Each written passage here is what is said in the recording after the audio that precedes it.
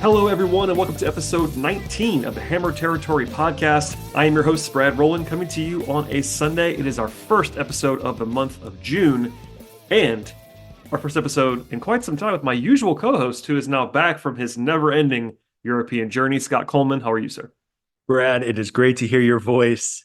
You and the fellas, Steven and Sean, did a phenomenal job holding down the fort while I was away. Very fortunately, was able to get away with my wife for a couple of weeks. But the podcast, it probably is the best it has ever been without me on it, if we're being honest. But you all did a great job, and very happy to be back in home territory.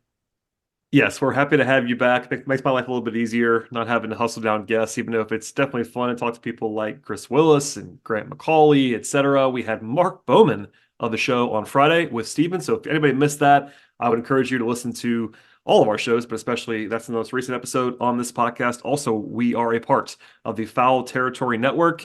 Check out the entire network, including the flagship show at Foul Territory, and please subscribe to this podcast anywhere you might find your podcasts. Of course, places like Apple and Spotify, but Overcast, Pocket Casts, again, all the places you can find podcasts, we should be there.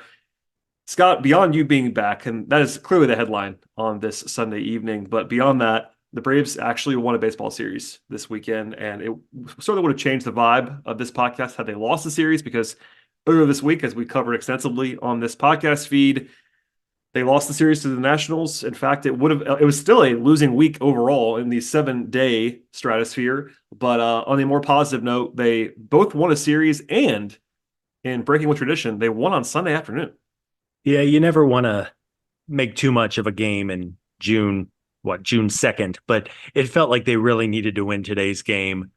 Coming into Sunday, they were 3-6 over their last 9 against the Pittsburgh Pirates, the Washington Nationals, and the Oakland A's. 3 bad to horrible rosters. So to get a win on Sunday, you win the series is nice. You have the day off on Monday. I'm sure the flight to Boston will be a little happier after the win. You never want to lose series in general, and then you go out with another series loss would have been really tough. So thankfully they were able to pull out what ended up being a pretty close to a 50-50 game on Sunday afternoon. It was nice. Once again, the offense was basically MIA, which has been a theme for a month now. I can't tell you how many times when I was abroad, I would check the box score because the Braves would usually start at 1 or 2 in the morning where I was with the time difference. And man, it felt like every night it was like 1 run scored, 2 runs scored, no runs, 1 run, 2 run. It was never this offensive onslaught. We got a little bit of that over the weekend. But once again, it's really just coming down to the pitching, having to hold serve. Just the offense is just still not there. Yeah, I got some very funny texts/DMs from Scott at like 6:30, 7 a.m. or something my time that were just basically what is going on here. Anyway, we could dive into what transpired over the weekend. Again, if you missed anything from the Nats series, we did cover it in detail on this podcast feed, but for the most part, we're going to focus on Friday, Saturday, Sunday, and the takeaways on this show. Friday was a series opening victory against the A's. Reynaldo Lopez, who has been a fantastic story. We've covered that in detail, but he now leads the National League in ERA, which that's all you need to know about that. ERA is not the end-all, be-all. His peripherals are not as good as that, but he has a ERA in the 1 range, which is all you need to know about that. But he was excellent again on Friday. The offense did enough, basically. 1 big swing by Jared Kelenic, a nice, I would say, surprise, candidly, against the lefty. But that was the final game of May, Scott. So it kind of punctuated a otherwise pretty brutal month on a slightly high note at the end. And you cannot say enough good things about Reynaldo Lopez and what he has done for this team. I mean, again, a guy who I think a lot of folks thought was going to be in the bullpen. And ever since the spring, man, he just goes out there every 5th or 6th day and gets results. And he's been so good, a 1.37 ERA through 10 starts. I think the Braves have done a really nice job giving him extra rest when they can. I know we're going to talk about that a little bit because there's not a great option right now in the 5th spot in the rotation. But anytime the Braves can push back Reynaldo Lopez a day or 2 in the rotation, it has proven to be really beneficial. And at this point, a fun little note, Reynaldo Lopez is up to 57 innings. So if he makes a start or 2 this upcoming week, he's actually going to surpass his number of innings thrown in both 2022 and 2023. He averaged about 65 innings out of the bullpen the last 2 years. So he's going to pass that.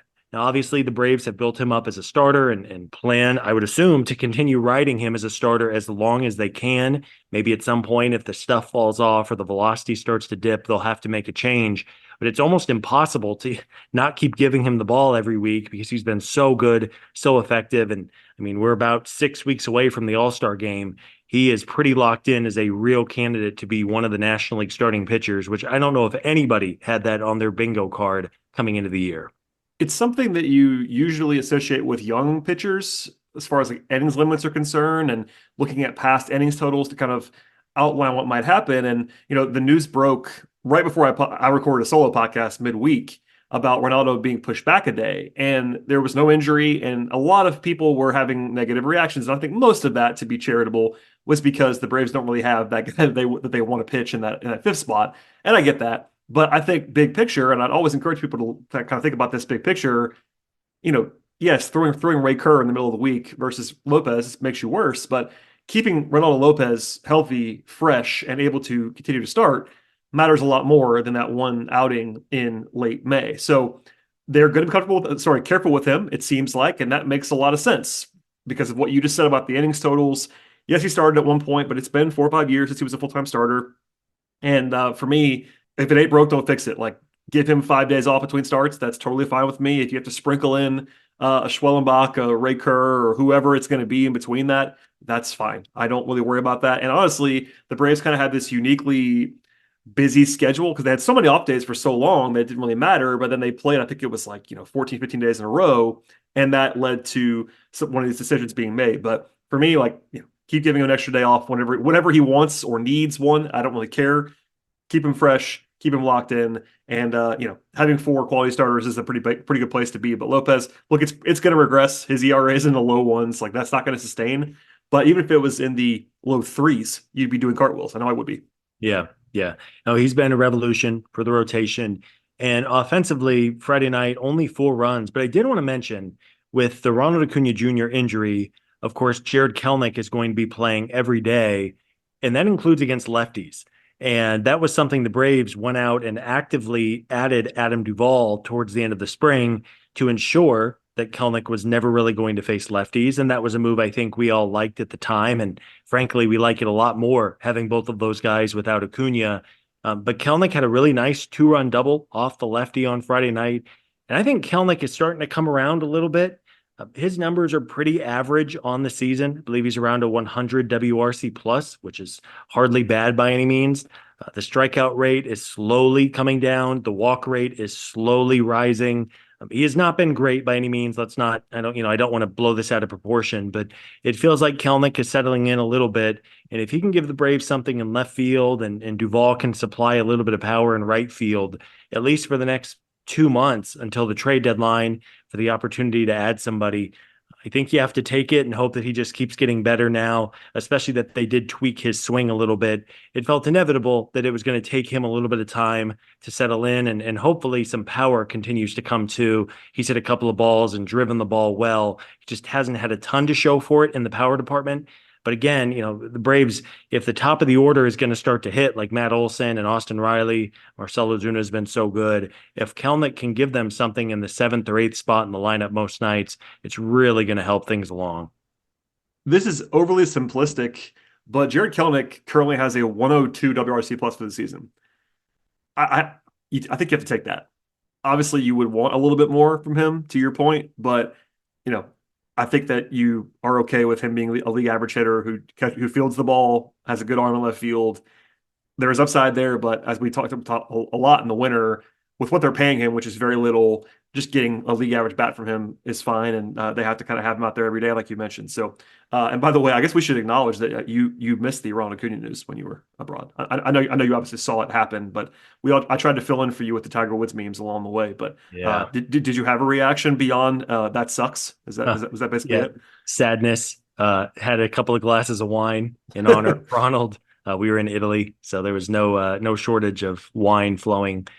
Very sad. I mean, it was just crushing. We don't have to relive and pick at that scab, but very, very sad. I feel awful for Ronald. The quote about him crying and and just feeling isolated. And, he talked about that at length in the offseason following his ACL tear in 2021, how he just felt so helpless at the time of the injury. I hope he's doing okay. He is going to have surgery on Tuesday, which was announced. We just have to hope for the best, and hopefully it's just a minor sidestep in what'll be a really great and long career for Ronald. Well, we'll have some more positive stuff to talk about beyond that injury, but we just wanted to resurface it because you are back. But and also we'll close the book finally on the month of May. We'll look ahead to June a little bit, talk about Saturday and Sunday and more of that. But first, a word on AG1 from our guys, Scott Braun and Eric Kratz of Foul Territory. Kratz here from FT. I wasn't feeling as focused as I wanted to be and heard some buzz about AG1.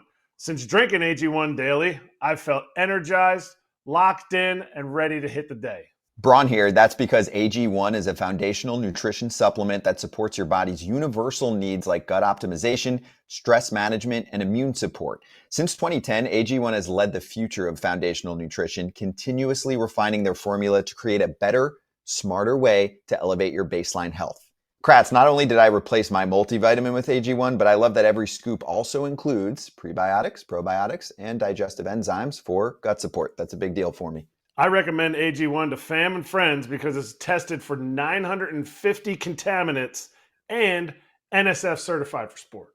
Kratz, we're both traveling a lot too, and those travel packs are clutch. I drink AG1 daily to support gut health so that we can dominate the day. So if there's one product to recommend to elevate your health, it's AG1, and that's why we're excited to welcome them as a new partner to the FT network. If you want to take ownership of your health, it starts with AG1. Try AG1 and get a free 1-year supply of vitamin D3K2 and 5 free AG1 travel packs with your first purchase at drinkag1.com/foul. That's drinkag1.com/foul. Go check it out.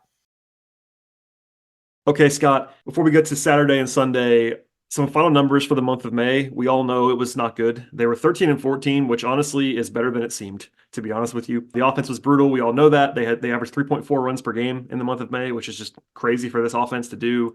They had a 373 slugging percentage, just brutal stuff. But how are they able to go 13 and 14 in that sample size? Well, they were top 5 in baseball, in all of baseball, not just the National League, all of baseball in ERA, strikeout rate, and wins above replacement for pitchers. And it was basically everyone. The bullpen was awesome, top 5 in baseball.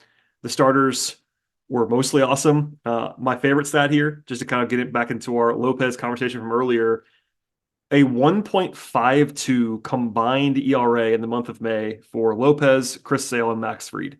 3 starters combined for a 1.52 ERA. Is that pretty good?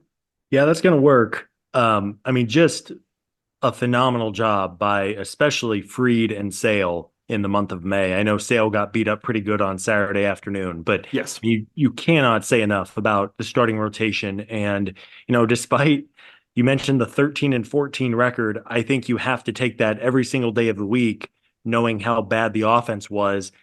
And despite all the injuries and despite the offense being so bad for 6 weeks now, this team is still on pace to win about 94 or 95 games, which is pretty wild to say. It doesn't feel like that, at least to me, because they've been, I believe, just below 500 now since the start of May, or rather going back to April, mid-April.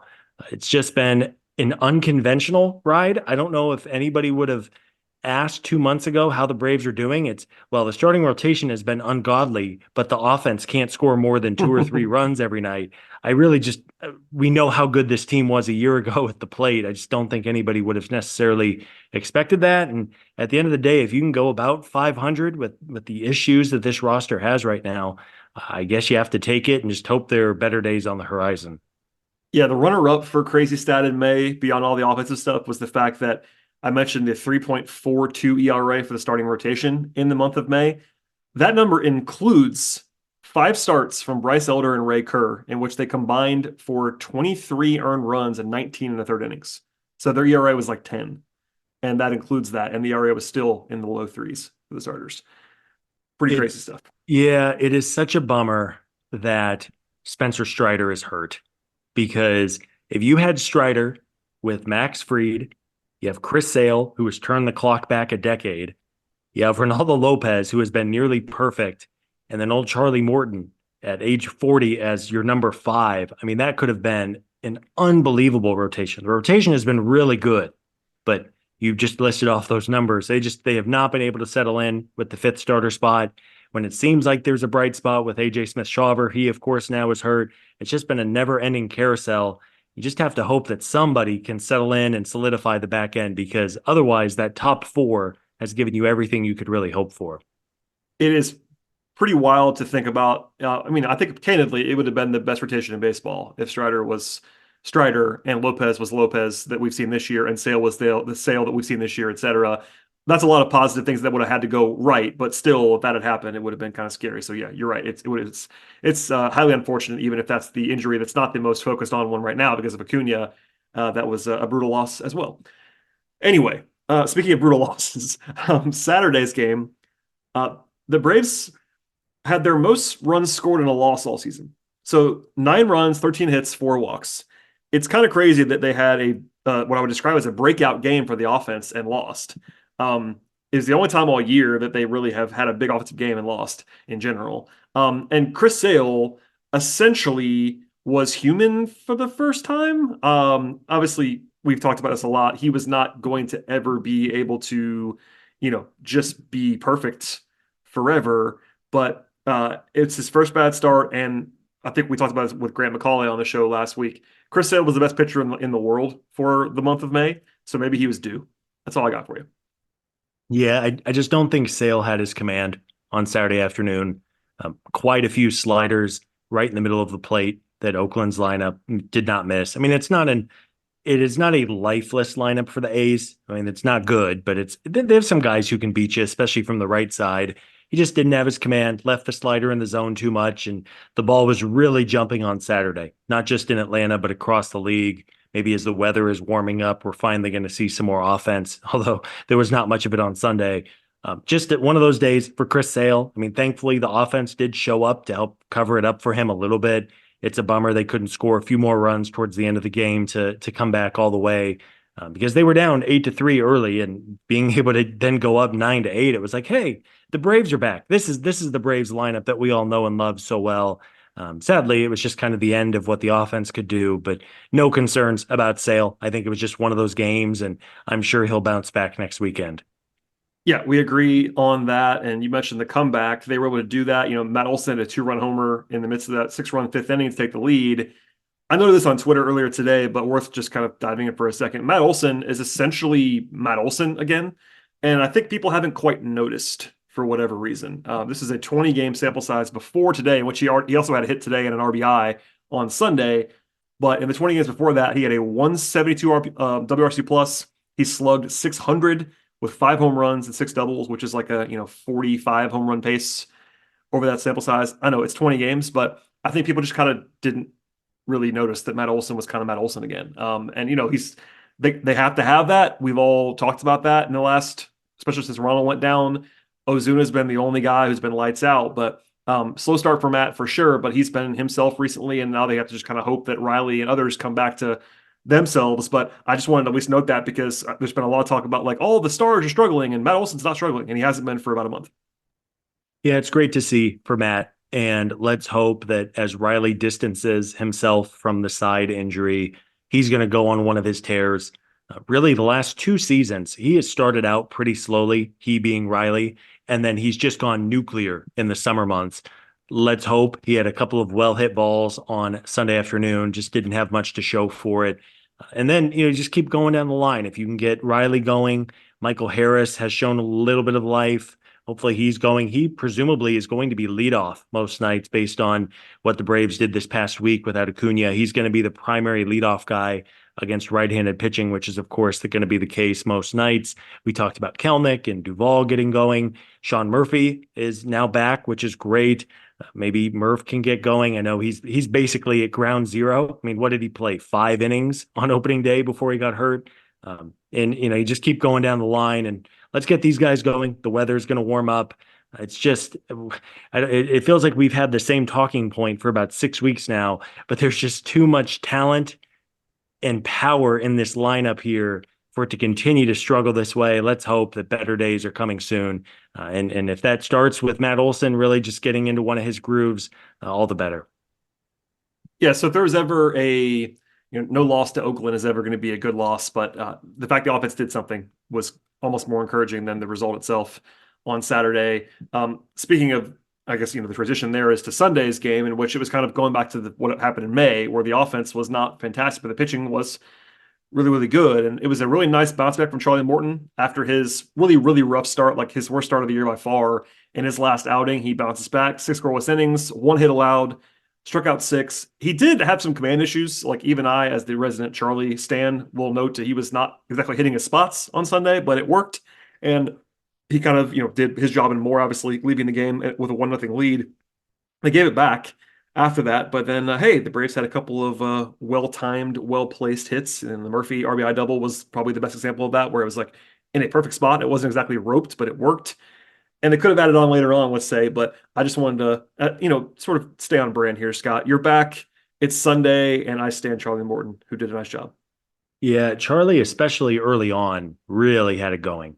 And it felt like he lost his command a little bit. He hit I know Steven made a great point about how if you took a drink every time Charlie hit a left-handed batter with a back foot curveball, you would be you'd have a moderate drinking problem. I mean, did you see the stat? Somebody had a stat today. I'm looking at it now, trying to find out the actual career. I believe he is top 10 in the history of baseball now in hit by pitch. Like that's an insane number. I know he's 40 years old, but the history of baseball, Scott, is fairly long. I'm not sure if you knew that. Yes, if you were top 10 in quite literally anything, counting stats especially, like it's hard to be top 10 in any baseball counting stat. It's just wild. Yeah, he has the huge curveball. He has the fastball, which moves quite a bit as well. So congrats to Charlie for getting in the top 10 in Major League Baseball history. Chuck, again, he's maybe not an ace at this point in his career, but he was perfectly fine, especially the way that Max and Sale and Ronaldo have been throwing. If he's the number 4 right now, you take it. You mentioned the 5 walks was a little bit of a wild ride, but got a lot of contact on the ground, which helps negate that a little bit. And then, the 8th inning rally especially felt really good. We know the Braves have been barreling the baseball for weeks with very little to show for it. They've been hitting the ball harder than basically anybody in the league. So when you get a couple of bloops to nowhere to win the game, it feels especially good. You take the wins however you can get them, especially whenever you've been in this funk now for 5 or 6 weeks. I have a question for you about late in the game on Sunday. Now, it didn't matter. The Braves won the game, and they could have added on to their lead with some insurance 2 different times. The first time, can't really do anything about that. Arcia had a pretty rough plate appearance in a big spot with 1 out. And then in the 8th inning, he came up again, and it felt like, and this is not revisionist, a lot of people, including me and I think Steven and others, were kind of wondering aloud if Snit might pinch hit for Orlando Arcia, which might seem weird for a team that doesn't have huge depth. They did have Zach Short behind him to come in to play shortstop, short on shortstop, haha. But the reason I came up was not just because of the spot, and look, it was a prime high leverage plate appearance, but Orlando has been really bad for a while now. Not only for the full season, he has a 71 WRC plus, which is obviously really brutal, but his OPS is in like the low to mid 400s for about the last 3 or 4 weeks. Like that's really, really tough. I guess the bigger question is not whether you would have hit for him or not, which is certainly something you can answer, but like, are you worried about Arcia's bat? Because, the Braves seemingly just want him to catch the ball, and I understand that. And for a while, he was batting 6th to the mania of people like me who just couldn't understand that. Now he's hitting 9th again, which is where he probably should be hitting. But are you worried? Because, there is a level of which it gets to be a little bit troubling. Even if he's playing good defense, like he's got to hit a little bit. Yeah, it's tough. I really like Orlando. He seems like a great dude. I mean, every day there's a clip of him in the dugout messing around with somebody, and it's like laugh out loud stuff. Yeah, good vibes guy for sure. And defensively, just phenomenal defensively. I mean, really, really good defensive shortstop. But his at bats are genuinely tough to watch. The one in the 7th today was just woo. Yeah. I mean, it looks like a low minor league player trying to hit a major league slider for the first time. Is bluntly, I think, what it kind of reminds me of. It's just overmatched. Offensively, last season he got off to a really nice start offensively, and then was pretty bad in the second half of 2023, and that of course has continued into 2024. I'm glad that, I mean, he should not be batting anywhere else other than ninth. I really don't care who else is in 1 through 8 that day. Arcia has to be hitting ninth right now. I think the Braves have, because of the injuries, they have a starting pitching issue. They could use another outfielder, I think. I think in a perfect world, I think Alex Anthopoulos would be looking at possible shortstop options in the next 2 months. Not necessarily that he would replace Arcia, but at least see what's out there, even if he does it quietly and not wanting to upset a guy who I'm sure is liked well in the clubhouse. But man, I mean, offensively, you just kind of have to close your eyes whenever he's up there. In terms of pinch hitting for Arcia, Travis d'Arnaud was available. They did have Chadwick Tromp as well as the third catcher, so it wasn't like you were at risk of that today. But Arcia's defense is so good, and you already had a 2-1 or 3-1 lead at that point. Maybe you prefer the defense in that kind of a situation, but I don't know if anybody has a lot of confidence whenever Orlando is at the plate because the at-bats and the approach have just been really tough to watch. You mentioned the decline last year. I pulled some numbers. Last basically almost a calendar year, from late June of last year where his swoon kind of began until now, it's almost 600 plate appearances. So almost a full season worth of at bats for Orlando, and he has a 74 WRC plus. So like that's not what you want. Fortunately, he's the only guy on the roster, even with the slow starts this year, the only full-time guy on the roster that is anywhere near that. So that you can kind of live with that. It's always been a talking point around Arcia is that you can have one bad hitter in the lineup. It's not a big deal. But just noting that there was some optimism a year ago that maybe he had turned the corner a little bit. He had basically had his best full season of his career the previous season, even though that was basically, he was only a league average bat, but that was a step forward. And then last year in the first half, he was really, really good. And then basically he's become the guy he used to be before then, which is not what you want offensively. I'm glad you pointed out the defense though, because it is very important. And at shortstop, it's a lot easier to take the bat, basically. Oh, yeah. So we don't have to do the whole thing on him every time we talk, but it felt particularly notable today because he had the two biggest flameouts at the plate. And again, they won again, which made it a little bit easier. But anytime you're talking about pinch hitting for a guy who's a regular in a big spot, and a lot of people were like, man, they probably should have done that there. That kind of speaks to how bad he has been recently at the plate. So hopefully they can find some equilibrium there when it comes to Orlando. But still a win, and that was nice to see despite the lack of insurance at the end.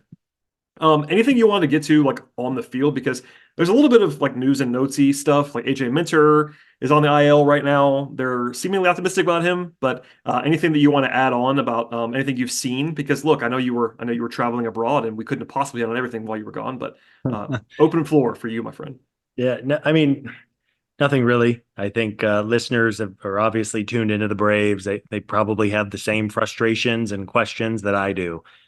We did see Dylan Lee and in the 7th inning, and Dylan Lee has been perfectly fine. But you do feel the impact whenever AJ Minter is not around, not having him as your top lefty. Everybody has to slot up a rung. So you have to hope that AJ is fine. A hip issue for a pitcher is always a little concerning just because of the torque and everything that goes into that. But you have to hope that Minter's fine. And for Lee and Aaron Bummer, they're going to be called upon for important innings as long as AJ is down. So it's going to be interesting to see how Brian Snitker navigates the left-handed situation in the next couple of weeks as AJ is not available. The troubling thing there is that it was clearly bothering him before he went on the IL, which everybody's kind of admitted now. Kind of one of those things that bugs me about the way that sometimes the Braves handle things. But it does seem like he might be back as soon as he's eligible to be back. So we'll see if that actually takes place. But it's a big loss for sure. Elsewhere on the Major League roster front, Trump was optioned after the game on Sunday. They did not announce who's going to come up. They have an off day on Monday. I know this is something we talked about for years, and I mentioned it earlier this week even, but there's just not really a reason to carry a third catcher in the DH world, especially. I guess the theory would be that Snit is so averse to ever pinch hitting his second catcher that you want to just kind of snit-proof the roster, but he didn't even do that. So maybe that was a final start. I have this theory that Alex decided to option Trump as soon as Orlando hit the batter's box today. I'm kidding, but I'm not. It sometimes does feel like that. With Trump, I like that they kept Chadwick up because it freed up Travis or Murphy to be that pinch hitter, presumably for if Jared Kelnick was out there and facing a lefty, You could bring Darno in if Orlando Arcia was in a big spot, especially if you were trailing and you didn't care about the defense as much. Yeah. You could pinch hit Travis. But there's also not like a massive gap offensively between those three players. So yeah, I'm curious to see who they bring up. There's just kind of this carousel right now of bench options for the Braves, which we expected. I mean, that's the case for a lot of teams. But yeah, I do like Chadwick Tromp. Seems like a good dude. I know the pitchers, especially Chris Sale. I mean, Chris Sale is a guy who's been around the game and has thrown to a lot of catchers. When Chris Sale goes out of his way to praise a catcher, I think it's pretty noteworthy. And he talked about Chadwick's work both in game and before the game with his prep and everything. I'm sure we will see him again at some point. And, again, I think in a perfect world, whoever they do decide to bring up for Tuesday's game in Boston, probably not going to see the field a whole bunch, but all it takes is an injury and suddenly you're thrown into the mix. That is the argument for keeping Trump. I mean, in an optimal world, I would not have three catchers. I will preface that. I've said that many times. But if you're Alex and your manager and Snit is terrified for whatever reason to have an injury to a catcher and be out without a catcher, even though it probably happens once every decade, but he just lives in fear of that. There's an argument for that 26 roster spot that basically is almost a zero all the time for this team, the way they operate. If that's Trump and that allows you, quote unquote, or at least, permits you in Snit's mind to use your best pinch hitter every once in a while, it wouldn't be the worst thing in the world. So maybe that's why they did it. Also, just to say the logical thing out loud, Murphy being hurt for as long as he was, there's some insurance there. There's another reason to keep Trump up for a little while after Murphy came back, just in case he has some flare up or whatever.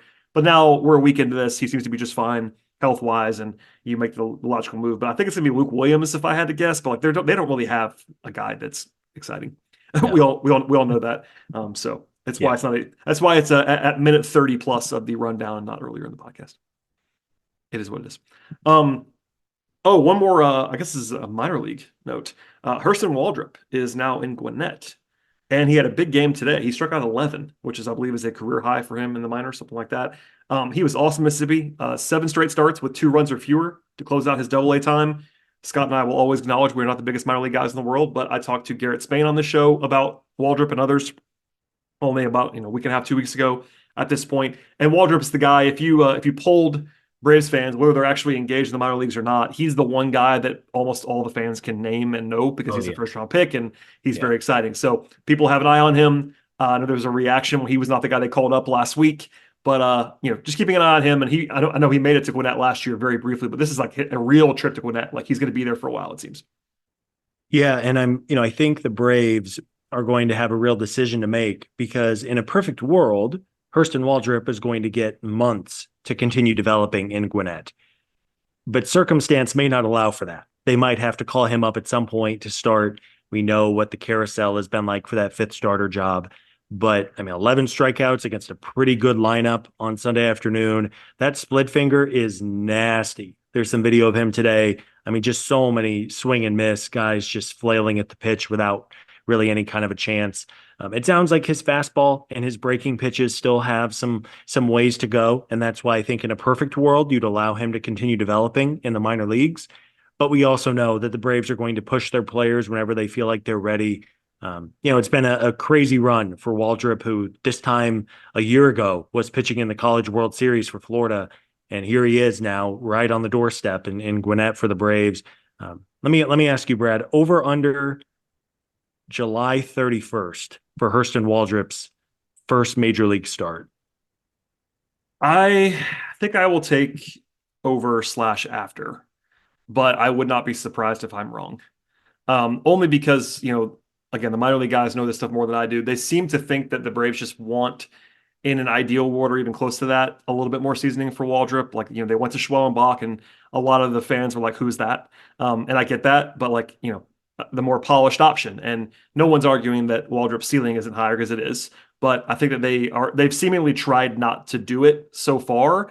But as well as I do, if Schwellenbach struggles this week and you get another whatever, at some point, if you're down 10 in the division, that kind of stuff too can play into your mindset. So I think the Braves have shown they're willing to be patient with Waldrop.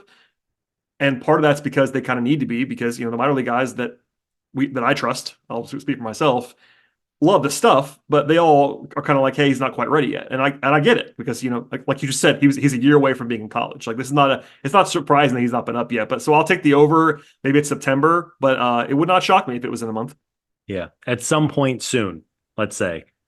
He'll be there. I would assume they will continue to start him, although, he always has the bullpen as a fallback option with his fastball and that split finger especially. I mean, that splitter is going to give him a career as a reliever for a long time. Just a matter if he can keep improving that fastball, and I believe he throws a slider as well, just to keep hitters honest. I mean, Waldrop has legitimate mid to top of the rotation upside from everything I've seen and read and heard. I think the Braves are smart and just not over pushing him. You don't want to rush a pitcher and cause him to not develop the way that he can to his full potential. So very excited for Waldrop and Gwinnett. It's going to be appointment viewing every 5 days there. And I am sure at some point we will all get our first glimpse of him in Atlanta, whether it's in a month or 2 or 3. Yes, absolutely. And before we get out of here, a brief look ahead at the week to come. The Braves are off on Monday. That is their first day without a game, I should say, since May 18th. And that actual day was a rain out. So they have not had a scheduled off day in quite some time after having a bunch of them early in the year. And then they begin a 3-city road trip. First, a quick 2-game trip to Boston in a rematch of about, a month ago now at this point.